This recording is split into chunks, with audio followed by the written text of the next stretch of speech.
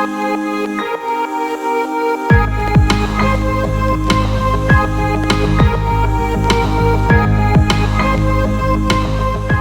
વિદ્યાર્થી મિત્રો, Saraswati group of education દ્વારા ચાલતા આ ઈ લર્નિંગ પ્રોગ્રામમાં હું વિજય સાગરેજા ફરી એકવાર આપ સૌનું હાર્દિક સ્વાગત કરું છું. આપણે ધોરણ 11 ની અંદર ફિઝિક્સ વિષયની અંદર ચેપ્ટર નંબર 3 નો અભ્યાસ પૂરો કર્યો, એટલે કે સુરેખ પથ પર ગતિ એનો અભ્યાસ આપણે પૂરો કર્યો, કે જેમાં કોઈ પણ પદાર્થ હોય એ એક રસ્તા ઉપર, એક જ માર્ગમાં, એક જ અક્ષને અનુલક્ષી અને કેવી રીતે ગતિ કરે એ આપણે જોયું. જેમાં આપણે સ્થાનાંતર, પથ લંબાઈ, અલગ અલગ ગતિના સમીકરણો જોયા, મુક્ત પતન કરતો ગતિ કરતો પદાર્થ, અને છેલ્લે આપણે સાપેક્ષ વેગ જે છે એ જોયું. ચાલો હવે આપણે આપણું નવું ચેપ્ટર સ્ટાર્ટ કરીએ છીએ. ચેપ્ટરનું નામ છે ગુરુત્વાકર્ષણ, ચેપ્ટર નંબર 8. તો આપણને અત્યાર સુધી એવું, તમે 9th માં ભણી ગયા, જો આઈસીઆઈસી બોર્ડ હોય તો 10th માં પણ તમે ભણી ગયા કે ગુરુત્વાકર્ષણ બળ છે, તો ભાઈ આપણને હંમેશા એવું શીખવાડી દેવામાં આવે કે ભાઈ ન્યૂટન ભાઈ બેઠા હતા, ઉપરથી સફરજન પડ્યું અને ગુરુત્વાકર્ષણની શોધ થઈ. પણ તમને એવું કદી લાગે કે ભાઈ કોઈ એક વસ્તુ, કોઈ પદાર્થ પડે અને અચાનક જ આખા નિયમની શોધ થઈ જાય, કોઈ આખી આખું એક કહેવાય ને કે ફિલ્ડ જનરેટ થઈ જાય? ના, હકીકતમાં યસ, ઓબ્વિયસ વાત છે કે ભાઈ સર આઇઝેક ન્યૂટનનો ગુરુત્વાકર્ષણના નિયમ શોધવામાં બહુ અગત્યનો ફાળો છે. પણ એનો મતલબ એવો નથી કે ભાઈ એને એક સફરજન નીચે પડતું જોયું અને એને ગુરુત્વાકર્ષણના અલગ અલગ નિયમો શોધી લીધા. ના, પણ આ જે નિયમો હતા એ જે ન્યૂટનભાઈ હતા એના કરતા તો 200-300 વર્ષ પહેલાથી અને કેટલા હજારો વર્ષ પહેલાથી એની પ્રોસેસ ચાલી આવે છે, વિચારધારા ચાલી આવે છે. કોઈ એક સમર્થન આપે, વળી કોઈ વૈજ્ઞાનિક એની વિરુદ્ધ પુરાવા રજૂ કરી અને એ નિયમને થોડુંક મોડિફાઈ કરે, નિયમ મોડિફાઈ કરે અને એવી રીતે નિયમ ધીરે ધીરે મોડિફાઈ થતા આપણી સમક્ષ અત્યારના ગુરુત્વાકર્ષણના નિયમ આવ્યા છે. પણ જે છેલ્લો ઢાળ છે, એટલે કે છેલ્લું રૂપ છે, એ ઢાળવામાં સૌથી વધારે ફાળો ન્યૂટન વૈજ્ઞાનિકે આપેલો છે. તો સૌથી પહેલા સ્ટાર્ટ કરીએ ગુરુત્વાકર્ષણ. તો ગુરુત્વાકર્ષણ જે છે એમાં સૌથી પહેલા આજથી આશરે 2000 વર્ષ પહેલા ગ્રહોની ગતિ વિશેનો સૌપ્રથમ નોંધાયેલ મોડેલ, એટલે કે આપણી આસપાસ સૂર્યમંડળ જે છે એમાં જે ગ્રહો આવેલા છે એ ગ્રહો કેવી રીતે ગતિ કરે છે એનું સૌથી પહેલું મોડેલ, એટલે કે જેને રજૂ કર્યું હોય, જેને આપણે અપ્રૂવ કર્યું હોય વૈજ્ઞાનિકોના આખા સમૂહે, એ સૌથી પહેલું મોડેલ છે 2000 વર્ષ પહેલા ટોલેમીએ રજૂ કર્યું હતું. ટોલેમી નામના જે સાયન્ટિસ્ટ હતા એને 2000 વર્ષ પહેલા રજૂ કર્યો હતો, કે જેમાં પૃથ્વી કેન્દ્રીય વ્યાદ છે એ બહુ અગત્યનો ફાળો ભજવતો હતો. તો પૃથ્વી કેન્દ્રીય વાદ એટલે શું? તો કે પૃથ્વી કેન્દ્રીય વાદ ટોલેમીએ એવું કીધેલું હતું કે પૃથ્વી કેન્દ્રીય વાદ એટલે કે આખા બ્રહ્માંડ જે છે, સમગ્ર બ્રહ્માંડ, એનું કેન્દ્ર પૃથ્વી છે. એટલે કે બધા ગ્રહ, બધા સૂર્ય, બધા અલગ અલગ આપણે કહીએ ને કે બ્રહ્માંડની અંદર જેટલી બધી વસ્તુઓ, આકાશગંગાઓની બધું આવેલું છે એ બધા પૃથ્વીની આસપાસ ગતિ કરે છે. એટલે પૃથ્વી વચ્ચે કેન્દ્રમાં સ્થિર છે અને બધા એની આસપાસ ગતિ કરે છે. કોણે કીધું એવું? તો કે ભાઈ 2000 વર્ષ પહેલા ટોલેમી નામના એક ભાઈ, એટલે કે ટોલેમી નામના એક સાયન્ટિસ્ટે કીધું અને એને પૃથ્વી કેન્દ્રીય વાદ આપણને આપ્યો. હવે આ વાદ છે એને પડકાર્યો. એના પછી આશરે 450 વર્ષ પછી આપણા ભારતના એક ઋષિ આર્યભટ્ટે સૂર્ય કેન્દ્રીય વાદ આપ્યો. શું વાદ આપ્યો? સૂર્ય કેન્દ્રીય. એટલે એને એવું કીધું કે ભાઈ સમગ્ર બ્રહ્માંડ છે એ સમગ્ર બ્રહ્માંડનું કેન્દ્ર એ સૂર્ય છે અને બધા જ ગ્રહ હોય તોય ભલે, પૃથ્વી હોય તોય ભલે, અલગ અલગ આકાશગંગાઓ હોય તોય પણ ભલે, કે આખા બ્રહ્માંડનો કોઈ પણ ગ્રહ, સ્ટાર હોય તો પણ ભલે, એ બધા સૂર્યની આસપાસ ગતિ કરે છે. તો કેન્દ્રમાં ફરી પાછું કોણ આવ્યું? તો કે સૂર્ય. એટલે ટોલેમીએ પૃથ્વી કેન્દ્રીય વાદ આપ્યો, આર્યભટ્ટે સૂર્ય કેન્દ્રીય વાદ આપ્યો. હવે આ જે આર્યભટ્ટે સૂર્ય કેન્દ્રીય વાદ આપ્યો એના 1000 વર્ષ બાદ નિકોલસ કોપરનિકસ નામના જે વૈજ્ઞાનિક થઈ ગયા, એને સૂર્ય કેન્દ્રમાં એટલે સૂર્ય કેન્દ્રીય વાદ જ થયો. પણ એને હજી થોડુંક એક ક્લેરિફિકેશન આપ્યું, થોડુંક હજી આમાં ડીપમાં ઉતરા. એને કીધું કે ગ્રહો વર્તુળાકાર ગતિ કરે. કેવી ગતિ કરે? વર્તુળાકાર. એટલે કે ફોર એક્ઝામ્પલ, અહીંયા માની લો કે સૂર્ય હોય તો સૂર્યની આસપાસ બધા ગ્રહો છે આવી રીતે વર્તુળાકાર ગતિ કરે છે. અને તમે ઓલમોસ્ટ બધા જે કઈ પણ ગ્રહોની ગતિ હશે, કક્ષા હશે, એ તમે આ પ્રમાણે જોયા હશે, વર્તુળાકાર. બરોબર? પણ હકીકતમાં આપણે જોઈએ કે આ વર્તુળાકાર કક્ષા થાય છે કે નહીં. તો નિકોલસ કોપરનિકસ નામના વૈજ્ઞાનિક હતા, એને સૂર્ય કેન્દ્રમાં હોય અને ગ્રહો વર્તુળાકાર ગતિ કરે એ રીતની આપણને થોટ પ્રોસેસ આપી, એટલે કે આપણને સામે એવું મોડેલ રજૂ કરેલું જેને ચર્ચ દ્વારા અમાન્ય ઠરવવામાં આવ્યું. કારણ કે ત્યારે જે કોઈ નવી શોધ કરતા એ બધું જે કહેવાય ને કે વહીવટ છે એ ચર્ચ સંભાળતું. ચર્ચ જે છે એ આ લોકોને માન્ય ગણતું અને ન ગણતું. એટલે કે કોઈ મોડેલ તમે રજૂ કરો, કોઈ નવી થિંકિંગ રજૂ કરો તો ચર્ચ દ્વારા માન્ય કે અમાન્ય કરવામાં આવતું પશ્ચિમ દેશોની અંદર. તો એમાં ચર્ચ દ્વારા આ નિકોલસ કોપરનિકસનું જે મોડેલ હતું એને કેવું કરવામાં આવ્યું? અમાન્ય ઠરાવવામાં આવ્યું. પણ ત્યારના સમયમાં એક દિગ્ગજ વૈજ્ઞાનિક હતા ગેલિલિયો. એ ગેલિલિયોએ આને સમર્થન આપ્યું કે ના ભાઈ, તમારી વાત સાચી કે સૂર્ય કેન્દ્રમાં અને બધા ગ્રહો છે એ વર્તુળાકાર ગતિ કરતા હોવા જોઈએ. આ ગેલિલિયો છે એના પછી ટાઇકો બ્રાહે નામના વૈજ્ઞાનિક થઈ ગયા. આ ટાઇકો બ્રાહે ઘણી બધી નરી આંખે ગ્રહોને ઘણી બધી અવલોકન કર્યું. ઘણી બધી ગ્રહોની જે કળાઓ હોય, અલગ અલગ સ્થિતિ હોય, અલગ અલગ પોઝિશન હોય, એ બધી પોઝિશન છે એનો અભ્યાસ કર્યો. અને આ જે ટાઇકો બ્રાહેનું જે આખું રિસર્ચ હતું એ રિસર્ચને આગળ લઈ ગયા જ્હોન કેપ્લર. આ જ્હોન કેપ્લર છે એ આ ટાઇકો બ્રાહે જે નરી આંખે અલગ અલગ ગ્રહોની અલગ અલગ સ્થિતિનું અવલોકન કરેલું હતું એ બધાને થોડુંક આગળ લઈ ગયા. અને આપણને છેલ્લે જ્હોન કેપ્લરે એના 3 નિયમ આપ્યા. ઓકે, જ્હોન કેપ્લરે એના 3 નિયમ આપ્યા. એમાં સૌથી પહેલો નિયમ છે કક્ષાઓનો નિયમ. તો આપણે અત્યાર સુધી શું ભણ્યા છોકરા વિદ્યાર્થી મિત્રો? તો કે ભાઈ અત્યાર સુધીમાં આપણે એવું ભણ્યા કે ગુરુત્વાકર્ષણ ચેપ્ટર છે તો એની અંદર આપણે એમ કીધું કે ભાઈ કોઈ એક જ રાત માટે એક જ વ્યક્તિને લીધે આ ગુરુત્વાકર્ષણ છે એ શોધાણું નથી. આપણે નાનેથી જ ભણીએ છીએ ગુરુત્વાકર્ષણ એટલે તો કે ભાઈ કોઈ વસ્તુને આપણે પૃથ્વીમાં ઊભા છીએ તો નીચે પૃથ્વી છે એના ગુરુત્વાકર્ષણથી આપણને બધાને ખેંચતી રાખે છે. તો એ ગુરુત્વાકર્ષણની આપણે ચર્ચા કરીએ તો એમાં મેં તમને કીધું કે ભાઈ કોઈ એક વ્યક્તિ એ આમાં ફાળો નથી આપ્યો, ઘણા બધા વૈજ્ઞાનિકોના સમૂહે આમાં ફાળો આપ્યો છે. તો એમાં આપણે સ્ટાર્ટ કર્યું હતું ટોલેમી, એને પૃથ્વી કેન્દ્રીયવાદ આપ્યો. આર્યભટ્ટ એને સૂર્ય કેન્દ્રીયવાદ આપ્યો. 1000 વર્ષ બાદ નિકોલસ કોપરનિકસ કે જેને સૂર્ય કેન્દ્રમાં અને ગ્રહો છે એ વર્તુળાકાર ગતિ કરતા હોય એવું કીધું અને એને ચર્ચ દ્વારા અમાન્ય ઠેરવ્યું. પણ ગેલિલિયોએ એને સમર્થન આપ્યું. ત્યારબાદ આવ્યું ટાઇકો બ્રાહે અને ત્યારબાદ આવ્યું જ્હોન કેપ્લર. આ જ્હોન કેપ્લરે કેટલા નિયમ આપ્યા વિદ્યાર્થી મિત્રો? 3. એમાં સૌથી પહેલો નિયમ છે કક્ષાઓનો નિયમ. કક્ષાઓનો નિયમ એને શું આપ્યો? તો કે ભાઈ પૃથ્વીની આસપાસ જે માફ કરશો, સૂર્યની આસપાસ છે બધા ગ્રહો કઈ રીતે ગતિ કરે છે. આપણે હમણાં કીધું કે ભાઈ આ નિકોલસ કોપરનિકસે એવું કીધું હતું કે ભાઈ સૂર્યની આસપાસ ગ્રહો છે વર્તુળાકાર રીતે ગતિ કરે છે. માની લો કે અહીંયા એક ગ્રહ છે, અહીંયા બીજો ગ્રહ છે, અહીંયા ત્રીજો ગ્રહ છે. તો એવી રીતે આ સૂર્યની આસપાસ બધા ગ્રહો વર્તુળાકાર કક્ષામાં ગતિ કરે છે. પણ કેપ્લરે એ વસ્તુને અમાન્ય ઠરાવ્યું અને એને કીધું કે ભાઈ કક્ષાઓનો એને નિયમ આપ્યો જેમાં કીધું કે બધા ગ્રહો સૂર્યમંડળના એ એવી દીર્ઘવૃત્તીય કક્ષાઓમાં ભ્રમણ કરે છે. દીર્ઘવૃત્તીય એટલે તો કે જો આવી રીતે ઇલિપ્સ પ્રકારની આખી રચના બનાવે. ઓકે, ઇલિપ્સ એટલે તો કે લંબ વર્તુળ, જેને આપણે આવી રીતે પણ દર્શાવી શકાય. જો આવો આકાર હોય ને એને લંબ વર્તુળ કહેવાય. આને કહેવાય લંબ વર્તુળ, ઈંડા જેવો આકાર હોય. બરોબર. હવે આ જે હોય ને એમાં આવી રીતે જો તમે મેઈન આવી રીતે 4 ભાગ પડે. અહીંયાથી અહીંયા સુધીનું અંતર હોય એને a કહેવાય. અહીંયાથી અહીંયા સુધીનું અંતર હોય એને a કહેવાય. ઓકે, અને આ અંતર બે કેવા હોય?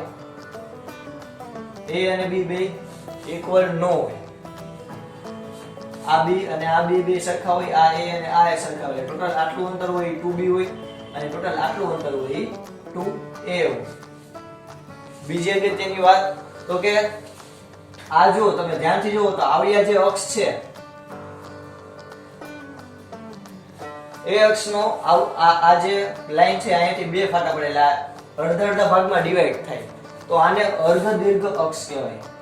અર્ધ દીર્ઘ અક્ષ તરીકે આને કહેવાય. ઓકે, આટલો જે પોર્શન છે એને શું કહેવાય? અર્ધ દીર્ઘ અક્ષ. તો ચાલો, તો આ લંબવૃત્તીય મેં તમને સમજાવ્યું. આ લંબવૃત્તીય કક્ષાની અંદર કહી શકાય કે બધા ગ્રહો છે એ ભ્રમણ કરે છે. એવું કોણે કીધું કે ભાઈ જ્હોન કેપ્લર નામના સાયન્ટિસ્ટે એવું કીધું કે બધા જ ગ્રહ એ એવી રીતે ગતિ કરે છે દીર્ઘવૃત્તીય કક્ષાઓમાં, એટલે કે આમ લંબવૃત્તીય કક્ષાઓમાં એવી રીતે ભ્રમણ કરશે કે જેના એક કેન્દ્ર ઉપર સૂર્ય આવેલો હોય. હવે આ ઇલિપ્સ હોય ને લંબવર્તુળ એને બે કેન્દ્ર હોય. એક કેન્દ્ર અહીંયા હોય અને એક કેન્દ્ર અહીંયા હોય. બરોબર? એક કેન્દ્ર અહીંયા હોય અને એક કેન્દ્ર અહીંયા હોય. ઓકે, તો આ મસ્ત મજાનું આને બે કેન્દ્ર હોય. હવે આ જે બે કેન્દ્ર છે એમાં જોજો, ધ્યાનથી અવલોકન કરજો. હવે અહીંયાથી આનું અંતર અને અહીંયાથી અહીંયા સુધીનું અંતર બંને કેવું આવશે? સરખું. તો આને કહેવાય અર્ધ દીર્ઘ અક્ષ. અહીંયાથી અહીંયા સુધીનું જે અંતર છે એને કહેવાય અર્ધ દીર્ઘ અક્ષ. તો જેને એ વડે પણ દર્શાવવામાં આવે છે.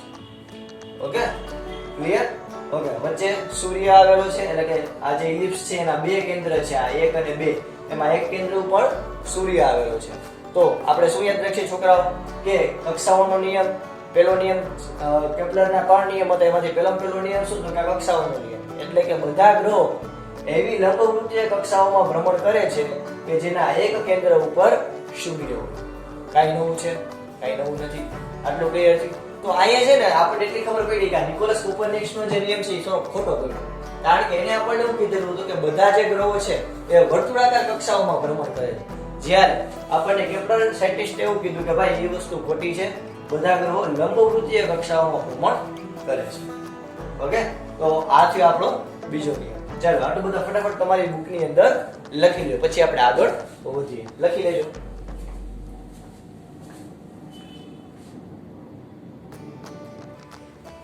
ચાલો હવે આપણે જોઈએ કેપ્લરનો નિયમ. તો કેપ્લરનો હવે આપણે જોઈએ બીજો નિયમ. બીજા નિયમનું નામ છે ક્ષેત્રફળનો નિયમ.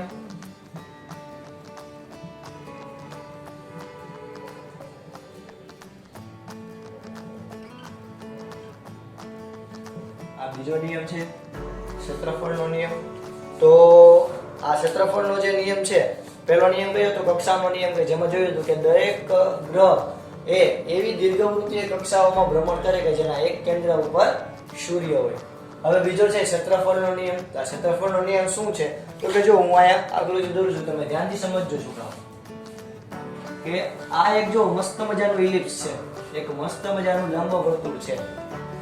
હવે એના ઉદ્દેશ શું છે કે આપણે એમ કીધું કે કોઈ ગ્રહ આવી રીતે આટા મારતો હોય છે, કોઈ ગ્રહ આવી રીતે ફરતો હોય છે. ફોર એક્ઝામ્પલ કોઈ ગ્રહ અહીંયા છે. ઓકે, આપણે માની લો કે પૃથ્વી નામનો ગ્રહ ફોર એક્ઝામ્પલ અહીંયા છે, અને પહેલા જ કીધું કે એના કેવી રીતે ગતિ કરતા હશે ગ્રહ તો કે જેના એક કેન્દ્ર ઉપર, એટલે આનું એક કેન્દ્ર એક અહીંયા હશે અને એક અહીંયા હશે. એમાંથી આ કેન્દ્રને ધ્યાનમાં ન લઈ અને આ કેન્દ્રને અત્યારે ધ્યાનમાં લઈ તો આ સૂર્ય, આ સૂર્ય એના એક કેન્દ્ર ઉપર સૂર્ય.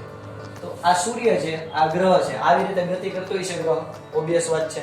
હવે જુઓ તમે ધ્યાનથી અવલોકન કરો તો આમાં વર્તુળાકાર ગતિ નથી કે બધી જગ્યાએ એક સરખું અંતર હોય. જ્યારે ગ્રહ અહીંયા આવશે ત્યારે સૂર્યની એકદમ નજીક હશે, અહીંયા આવશે ત્યારે સૂર્યની એકદમ દૂર હશે. તો યાદ રાખજો છોકરાઓ કે આ બિંદુ જે છે કે જ્યાં સૂર્ય પૃથ્વીની એકદમ નજીક હોય અથવા તો કોઈ પણ ગ્રહ એ સૂર્યની એકદમ નજીક હોય એ ગ્રહને કહેવાય સૂર્ય નીચ બિંદુ. સૂર્ય નીચ બિંદુ. અને આ એવું બિંદુ છે કે જ્યાં સૂર્ય એકદમ ગ્રહથી દૂર છે. આ બિંદુ એવું છે કે સૂર્ય એકદમ મેક્સિમમ ગ્રહથી દૂર છે, કોઈ પણ ગ્રહ હોય તો એ બિંદુને કહેવાય સૂર્યોચ્ચ બિંદુ.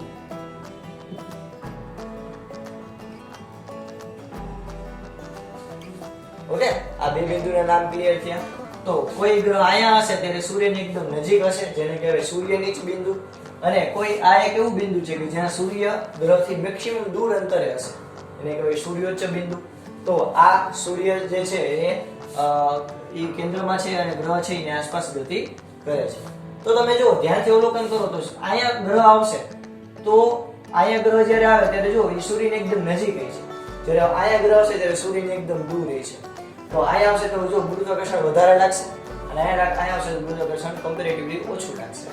તો નોર્મલ તો તમને ખબર પડે.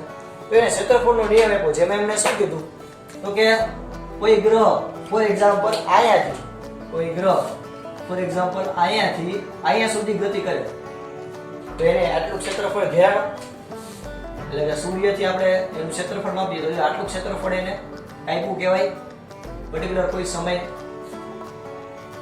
અને આ ગ્રહ છે એ માની લો કે અહીંયા છે અને એ અહીંયા આવે છે, તો આ બે વચ્ચે જે ક્ષેત્રફળ ઘેરાવું એ બેનું મૂલ્ય સરખું હશે. એટલે કે કોઈ પણ સમયે ક્ષેત્રફળનો જે ગ્રહ દ્વારા ઘેરાતું ક્ષેત્રફળ છે એનું એ અચળ છે.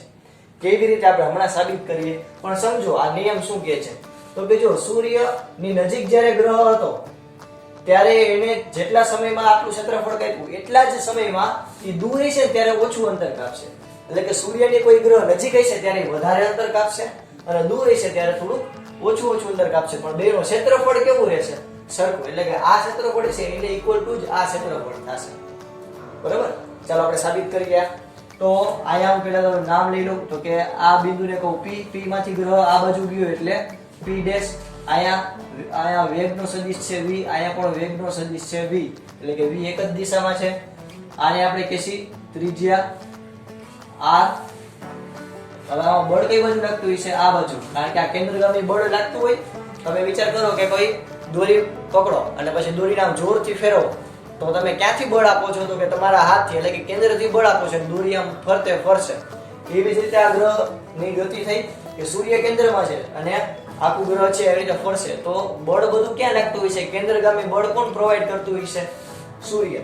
એટલે કે એ કેન્દ્રગામી બળ ઉત્પન્ન કરતું હોય છે.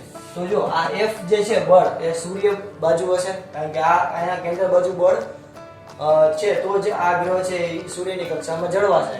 જો સૂર્ય બળ આપવાનું પૂરું કરી દે, કેન્દ્રગામી બળ લગાડતું બંધ થઈ જાય તો ગ્રહ એની કક્ષામાંથી નીકળી જાય. એટલે આપણે સતત જો આવી રીતે કોઈ વસ્તુ ફેરવીએ તો આપણે સતત અહીંથી આમ બળ આપવું પડે. હવે હું આમ હલાવવાનું મૂકી દઉં હાલ તો ડાયરેક્ટ એ વસ્તુ ક્યાં આવશે? નીચે પડશે, અથવા તો થોડી વાર પછી શાંત થઈ જશે. તો આટલું પહેલા વસ્તુમાં જેની આકૃતિ ક્લિયર થઈ. ઓકે, હવે આપણે આ સાબિત કરીએ. તો તમે ધ્યાનથી જુઓ તો આ એક ત્રિકોણ જેવી આપણે રચના બને.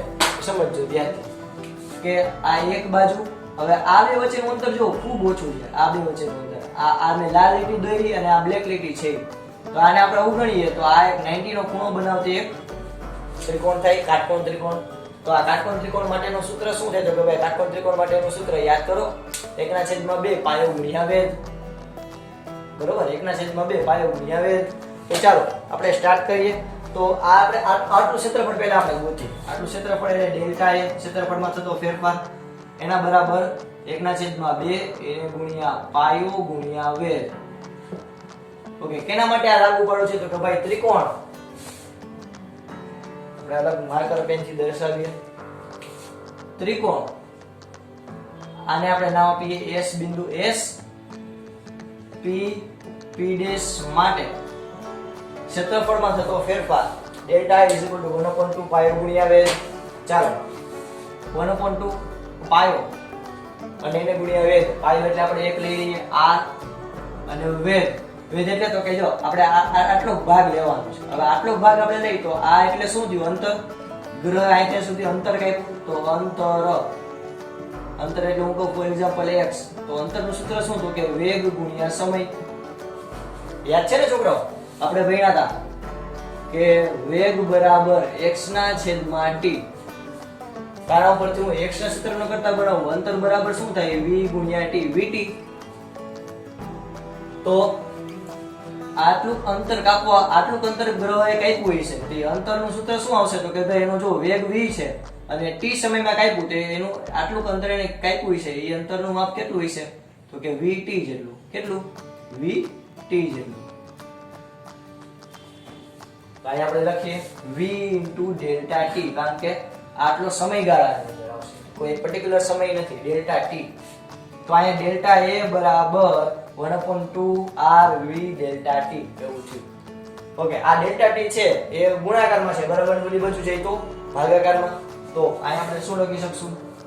તો કે ડેલ્ટા a ના છેદમાં ડેલ્ટા t ઇક્વલ ટુ 1/2 ગુણ્યા r ગુણ્યા v. આમ લખાય. ઓકે, હવે વેગ એટલે શું થાય? વેગ તો કે જો આપણે યસ એક બીજી અગત્યની વાત કહું કે આ આખું જે તંત્ર છે એમાં વેગમાન કેવું હોય છે? વેગમાન સંરક્ષણનો નિયમ યાદ કરો. કોઈ પણ તંત્રમાં વેગમાનનો સંરક્ષણનો નિયમ, વેગમાન કેવું હોય? અચળ. તો આપણે એક તંત્ર બન્યું તો તંત્રમાં વેગમાન કેવું હોય છે? અચળ. એટલે આપણે અહીં લખી કે આ આખા તંત્રની અંદર વેગમાન અચળ હશે અને ઉત્પન્ન થતો ટોર્ક એ પણ કેવો હશે? શૂન્ય. તો જ વેગમાન અચળ હોય. ઓકે, એટલે ક્યાંય ટોર્ક નહીં લાગે અને વેગમાન કેવું રહેશે? અચળ. તો એક a by delta t is equal to 1/2 r ગુણ્યા v. હવે આપણે વેગમાનનું સૂત્ર આવું ભણી ગયા હતા કે p બરાબર mv. જ્યાં વેગમાન m એટલે દળ અને v એટલે વેગ. તો p બરાબર m * v આપણે ભણી ગયા. એમાંથી હું v ને સૂત્રનો કરતા બનાવું તો v બરાબર શું થાય? p/m આવું થાય. આની કિંમત હું આમાં મૂકું, આ v બરાબર શું મૂકું? p/m. તો અહીંયા શું આવશે?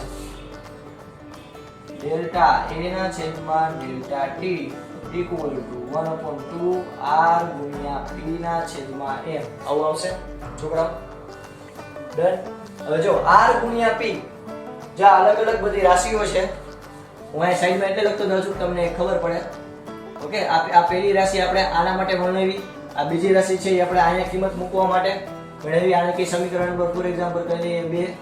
તો સમીકરણ નંબર 2 ની કિંમત મૂકતા અહીંયા તમે લખી શકો કે સમીકરણ 2 ની કિંમત મૂકતા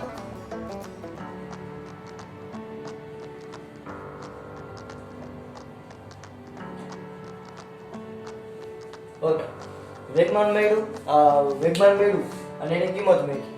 ચાલો હવે તો કહીએ હજી એક હું તમને કહું, હજી એક સૂત્ર શું? તો કે ભાઈ કોણીય વેગમાન L આને કહેવાય કોણીય વેગમાન. તમે રેખીય વેગમાન અત્યાર સુધી ભણ્યા. રેખીય વેગમાન એટલે તો ભાઈ એક રેખામાં હોય લાગતું હોય વેગમાન. કોણીય વેગમાન એટલે તો કે કોઈ એક પદાર્થ છે એ થીટા એંગલે, જો આ સપાટી હું ગણું તો આ સપાટીને જો આ થીટા એંગલે ઊભો છે, તમે ટોરામાં ગયા હોય ફનવર્લ્ડમાં તો એમાં આવી રીતે આમ આખી રાઈડ ફરે, આખી આવી રીતે આમ ઝોલા થતી હોય. તો એવી રીતે તમે ટેબલ ફેન, તમે વોલ ફેન જોયું હોય તો આવી રીતે આમ આડો રમેડો હોય, આડો પંખો ફરતો હોય, તો એ જો જમીન સાથે થીટા જેટલા ખૂણે એ ઊભો છે અને પંખો ફરે છે. તો એમાં એવી રીતે કોઈ પદાર્થ ગતિ કરતો હોય, તમે જડત્વની ચાક માત્રાની ચેપ્ટરમાં ભણશો તો એની અંદર કોણીય વેગમાન ધરાવતો હોય. કોણીય વેગમાનનું સૂત્ર શું? કારણ કે થીટા એંગલે છે, નોર્મલ નથી, આવી રીતે આમ નથી, જમીનને સમાંતર નથી, એક અક્ષમાં નથી, તો એ રેખીય વેગમાન હોય. આવી રીતે જો આ જમીન સાથે થીટા જેટલો ખૂણો બનાવે, કેટલો ખૂણો બનાવે? આ બે વચ્ચે જો ખૂણો બન્યો, કેટલો ખૂણો બનાવે? તો કે ભાઈ થીટા જેટલો ખૂણો બનાવે. તો આ થીટા જેટલો ખૂણો બનાવે એટલે એને કોણીય વેગમાન હોય. કોણીય એટલે તો કે ખૂણો ધરાવતું વેગમાન.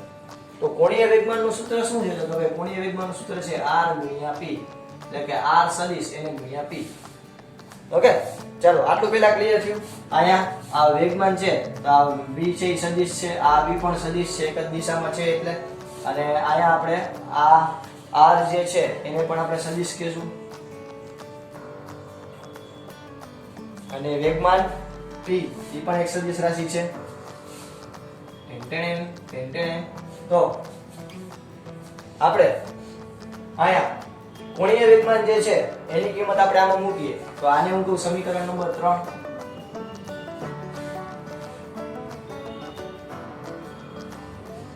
તો હવે હું શું કહીશ એટલે હું હવે કહીશ કે સમીકરણ 3 ની કિંમત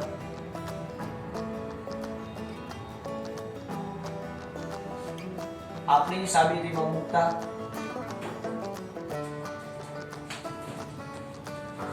સમીકરણ 3 ની કિંમત આપણી સાબિતીમાં મૂકતા તો આપણે શું લખી શકશું? તો કે ભાઈ ડેલ્ટા a ના છેદમાં ડેલ્ટા t ઇક્વલ ટુ 1/2 એને ગુણ્યા r cross p. r cross p એટલે તો કે ભાઈ r ક્રોસ p એટલે જો કોણીય વેગમાન l એના છેદમાં m. તો અહીં આપણને જો સૂત્ર શું મળ્યું? તો કે ભાઈ આપણને છેલ્લો નિયમનું સૂત્ર એવું મળ્યું, ડેલ્ટા a ના છેદમાં ડેલ્ટા t ઇક્વલ ટુ 1/2 ગુણ્યા l ઇન્ટુ m. એટલે કે આપણે આને આમે લખી શકીએ કે l ના છેદમાં 2m એમ ટૂંકમાં લખી શકીએ. તો તમે જુઓ ધ્યાનથી અવલોકન કરો, મેં તમને પહેલા જ કીધું આ આપણું ફાઇનલ સૂત્ર છે. હવે l એટલે કોણીય વેગમાન. તો મેં તમને સૌથી પહેલા કીધું હતું કે કોણીય વેગમાન કોઈ તંત્ર હોય એમાં વેગમાન કેવું હોય? અચળ. તો આનું મૂલ્ય અચળ એટલે કે કોઈ દી બદલશે નહીં. હવે દળ એટલે કે કોઈ ગ્રહનું દળ અથવા તો સૂર્યનું દળ, તમે કોઈ ગમે એને કન્સિડર કરો, અચળ જ છે, કોઈ દી બદલવાનું નથી. તો આ દળ પણ કેવું છે? અચળ. હવે 2 તો 2 એક નંબર છે, એ પણ હંમેશા કેવું હોય? અચળ. એની કોઈ દી વેલ્યુ બદલે નહીં, 2 ની કોઈ દી વેલ્યુ બદલે ન બદલે, કારણ કે પોતે અચળ પદાર્થ છે. તો ડેલ્ટા a ના છેદમાં ડેલ્ટા t બરાબર તમને શું મળ્યું? અચળ. એટલે આપણે એવું કહી શકીએ કે ડેલ્ટા a ના છેદમાં delta t is equal two અચળ. એટલે કે કોઈ પણ સમયે કોઈ પણ ગ્રહ દ્વારા જેટલું ક્ષેત્રફળ ઘેરાય એનું મૂલ્ય અચળ હોય. એટલે કે અહીંયા જેટલું ક્ષેત્રફળ ઘેરાણ એટલું જ સામે અહીંયા ઘેરે. ફોર એક્ઝામ્પલ અહીંયા આટલું ક્ષેત્રફળ ઘેરાનું હોય તો એની સામે એટલું જ ક્ષેત્રફળ ઘેરાય. ક્લિયર થયું? તો આ કેપ્લરે આપણને બીજો નિયમ આપ્યો જેનું નામ છે ક્ષેત્રફળનો નિયમ. ઓકે વિદ્યાર્થી મિત્રો, પહેલો નિયમ ભણ્યા આપણે કક્ષાનો નિયમ કે જેમાં કીધું કે બધાય ગ્રહો એવી કક્ષાઓમાં ભ્રમણ કરે છે, એવી દીર્ઘવૃત્તીય કક્ષાઓમાં ભ્રમણ કરે છે કે જેના એક કેન્દ્ર ઉપર કોણ હોય? સૂર્ય. બીજું આપણે જોયું કે ક્ષેત્રફળનો નિયમ કે જ્યારે સૂર્યની એકદમ નજીક હશે ત્યારે જેટલું ક્ષેત્રફળ આંતરે એટલું જ દૂર હોય ત્યારે આંતરે. એટલે કે ક્ષેત્રફળ જે છે સમય સાથે ક્ષેત્રફળમાં થતો ફેરફાર કેવો હોય છે? અચળ. એ સિમ્પલ આપણો બીજો નિયમ જેની આપણે સાબિતી જોઈ. પહેલા આપણે ત્રિકોણ ધ્યાનમાં લીધું 1/2 પાયો ગુણ્યા વેધ. અહીંયા આપણે કિંમત મૂકી r. વેધ એટલે તો કે v ડેલ્ટા t, કારણ કે એ અંતર છે આપણે અહીંયાથી મેળવ્યું હતું. ઓકે, હવે તો કે આપણે આગળ વધીએ તો કે જો આ સમીકરણમાં આપણે v ની કિંમત મૂકી. v એટલે તો કે વેગમાન p બરાબર m * v. એમાંથી આપણે v ને સૂત્રનો કરતા બનાવી એની કિંમત અહીંયા મૂકી. હવે એક ત્રીજો અચળાંક આવ્યો. એટલે કે આમાં જો ત્રણ સમીકરણની મદદથી આપણે ત્રણ કિંમત મૂકશે એટલે આપણે જવાબ આવી જાય. હવે p r * p એટલે કે સદિશ સ્થાન સદિશ એને ગુણ્યા વેગમાન એના બરાબર થાય કોણીય વેગમાન. કોણીય વેગમાન એટલે મેં કીધું કે કોઈ પદાર્થ આવી રીતે આમ થીટા એંગલે ફરે તો એને કહેવાય કોણીય વેગમાન. તો આ કોણીય વેગમાન જે છે એની કિંમત અહીં મૂકી. તો આ કોણીય વેગમાનનું મૂલ્ય અચળ. દળ તો કે કોઈ દી બદલે, કોઈ પદાર્થનું ન બદલે, એ પણ અચળ. તો આપણને ડેલ્ટા a ના છેદમાં ડેલ્ટા t કેવું મળ્યું? અચળ. તો આ થયો કેપ્લરનો બીજો નિયમ. ઓકે, બધા ફટાફટ લખી નાખજો. તમારે મસ્ત મજાના રંગબેરંગી પેન. ઓકે, લખી નાખો.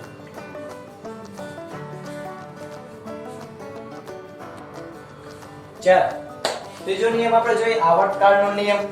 આવર્તકાળનો નિયમ એટલે તો કે ભાઈ ગ્રહોના પરિભ્રમણના આવર્તકાળનો વર્ગ. એટલે કોઈ પણ ગ્રહ હશે, ફોર એક્ઝામ્પલ હું આવી રીતે લંબવૃત્તીય કક્ષા દોરું. લંબવૃત્તીય કક્ષામાં કોઈ ગ્રહ અહીંયાથી શરૂઆત થઈ અને ફરતો ફરતો ફરતો અને એ ફરી પાછો પોતાના મૂળ પોઝિશન ઉપર એટલે કે મૂળ સ્થાને આવ્યો. એટલે પૃથ્વીને કેમ એક પરિભ્રમણ પૂરું કરવા માટે 1 વર્ષ લાગે, તો એવી રીતે તો એ પોતે પોતાના મૂળ સ્થાન ઉપર આવશે. એટલે કે પોતાના આવર્તકાળનો વર્ગ એ તેણે રચેલા અર્ધદીર્ઘ અક્ષના ઘનના સમપ્રમાણમાં હોય છે. એટલે કે આપણે આ ઇલિપ્સ ને જોઈ તો ઇલિપ્સના જો આવી રીતે આપણે જોયું કે 4 ખંડ હોય કે જેમાં અહીંયાથી અહીંયા સુધીના અંતરને કહેવાય a. તો યાદ રાખવાનું છોકરાઓ કે આ જે આવર્તકાળ છે એનો વર્ગ એ આ અર્ધદીર્ઘ અક્ષ છે એના ઘનના સમપ્રમાણમાં હોય છે. આ આપણને અવલોકનથી મળેલું છે. હું એમ ડાયરેક્ટ નહીં કહું કે ભાઈ આ સાબિતીથી મેળવું કામ કે આ જે મેં તમને કીધું કે આ જ્હોન કેપ્લર અને ટાઇકો બ્રા બંને ખૂબ જ નરી આંખે જોઈ અને ઘણી બધી અવલોકન કર્યા અને અવલોકન ઉપરથી એને આ નિયમ ધારેલો છે કે જે ઓબ્વિયસલી સાચો જ છે.